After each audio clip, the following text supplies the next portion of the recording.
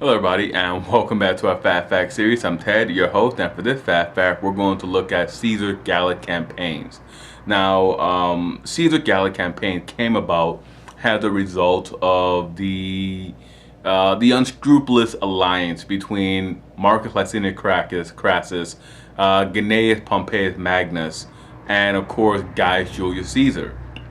These three men were the most unscrupulous men in the Roman Republic during the middle part of the first century BC.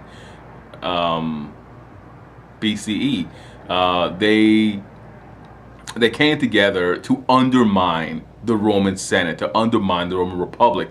They viewed themselves to being better than the Roman Republic, and they wanted very specific concessions from the Senate that the Senate was unwilling to grant. In a very rare instance of the Senate actually showing a bit of backbone and standing up to would-be tyrants and strongmen, the Senate refused to grant Pompey military triumphs and honors. They refused to grant Crassus financial concessions, financial contracts, and a military triumph. And Caesar was simply stonewalled because he lacked the funds and the prestige to impose himself. But these three men came together. They conspired to have Caesar elected as consul, and they pushed through a number of measures that benefited them and their supporters at the expense of the Senate and the Republic. Now, the Senate was angered by their actions, and they determined to prosecute Caesar once he left office. They couldn't really touch Pompey or Crassus, but Caesar was the weak man in the first triumvirate, and they determined to prosecute him. Now, Roman officials could not be prosecuted while in office, so Caesar arranged for his immediate appointment to another office after his consulship ended. He received an appointment as the governor of Cisalpine Gaul. And Cisalpine Gaul literally means Gaul this side of the Alps. Now, Cisalpine Gaul was a very small, peaceful province out in the sticks of ancient Italy. Caesar wanted this governorship because the province lay next to Gaul. Gaul was this huge, unconquered region stretching from the Pyrenees all the way to the Rhine and the Danube. Now, Caesar sees Gaul has an opportunity to gain tremendous amount of gravitas and wealth for himself.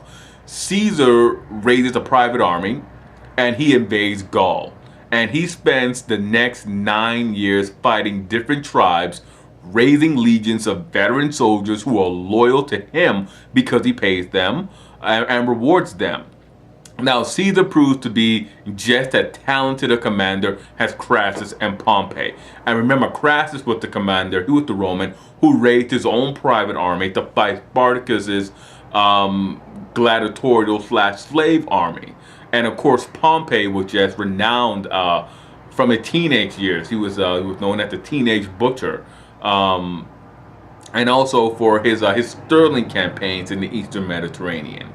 He largely defined the early boundaries of the Eastern Roman Empire, Pompey Magnus. Caesar proved to be just as talented a commander as them, and Caesar's campaign in Gaul draws the ire of not only the Senate but also of its allies. So a meeting is held with Caesar, Pompey, and Crassus where they renew their alliance, and each of them, the three of them, receive new commands. Caesar's governorship is extended for another 5 years so that he can wrap up his Gallic campaign. Crassus is appointed governor of Syria, and Pompey is appointed governor of Hispania,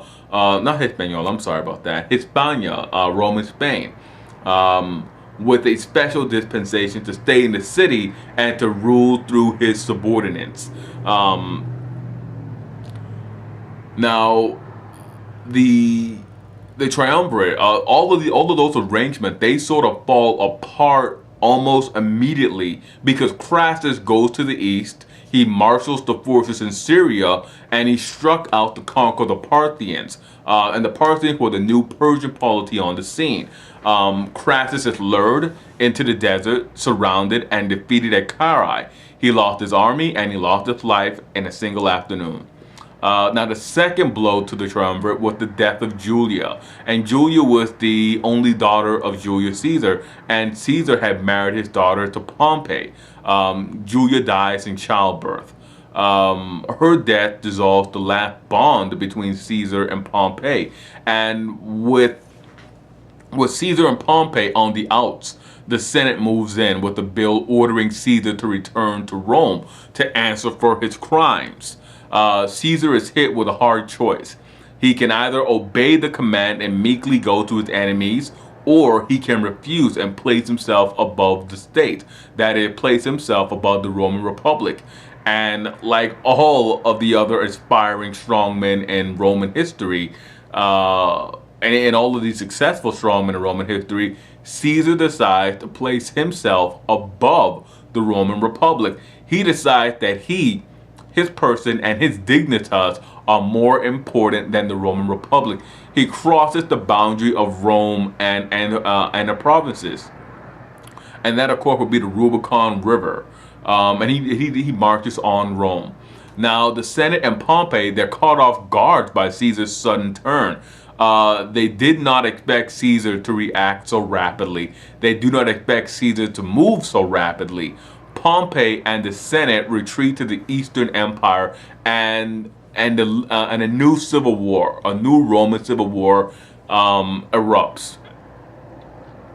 And that is where we'll end, because that's the end of Caesar Gallic campaigns. I hope you enjoyed this fast fact. The entire period, the entire career of the first triumvirate is, well, one, it's a misnomer. A triumvirate was a legally constituted board, and this was simply an informal association of unscrupulous men. But I hope you enjoyed it. Hit like, subscribe, and comment. Let me know what you thought about it. And as always, I'm Ted, and I'll see you guys next time for another fast fact.